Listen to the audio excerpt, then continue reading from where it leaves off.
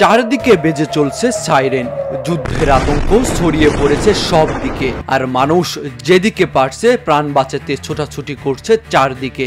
এরই মধ্যে একের পর এক মিসাইল এসে পড়ছে ইসরায়েলের রাজধানী তেল আবিবে। কল্পনা করা যায় কি এরকম একটা দিন দেখতে পাবে ইসরায়েল, তাও আবার নিজের বুকের মাঝখানে। হ্যাঁ, ঠিক এমনই কাজ করে দেখাচ্ছে ইরান।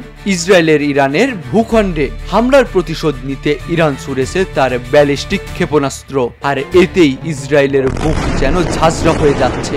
খবর অনুযায়ী এই হামলায় ইসরায়েলে হতাহতের সংখ্যা অনেক।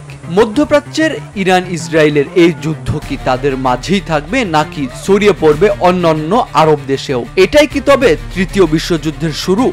জানাতে পারেন আপনাদের মতামত আমাদের কমেন্ট বক্সে।